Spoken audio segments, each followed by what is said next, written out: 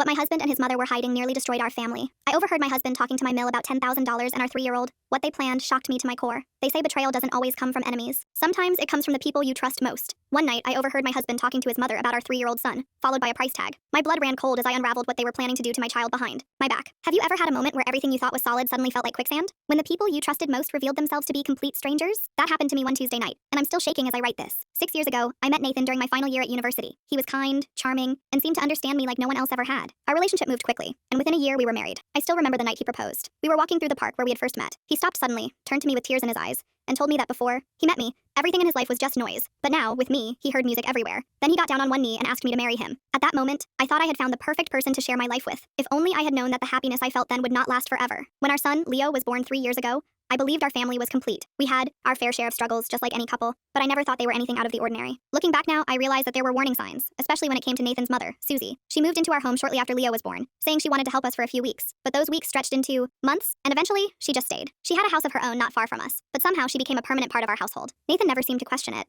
and despite my discomfort, I tried to be understanding. I wanted to be a good daughter-in-law, but deep down, I always felt like she saw me as an outsider in my own home. One day, I gently brought it up with Nathan. I asked him if he thought his mother might be more comfortable living in her own house, but he brushed it off, saying that she only wanted to be close to Leo. When I told him that I sometimes felt like I was raising our child with his mother instead of him, he did not seem to take my feelings seriously. Eventually, I stopped bringing it up, never imagining that he and his mother would betray me in such a terrible way. One evening, I came home late after working on an important project. The house was unusually quiet as I stepped inside, taking off my shoes in the hallway. I was just about to head upstairs when I heard hushed voices coming from the kitchen. I did not intend to eavesdrop, but when I recognized the voices as Nathan's and his mother's, I paused. Something about the tone of their conversation made me uneasy. $10,000, Nathan. Just think of what we could do with that money, Susie said in a low voice. I froze, my hand still on my jacket. The way they were speaking made me feel as though I was intruding on something secret. Then I heard my name. But using Leo for this, I'm afraid Amelia will find out, Nathan said hesitantly. My heart started pounding. What were they planning to do with our son? He's perfect for it, Susie responded quickly. Young, charming, exactly what they're looking for. And Amelia doesn't need to know anything about it until it's already done. Nathan was silent for a moment before finally replying, she has no idea. I stood in the hallway, completely frozen. My mind raced as I tried to understand what I had just heard. Whatever they were planning, it involved my son, and they were deliberately keeping it from me. At that moment, the people I had trusted the most felt like strangers.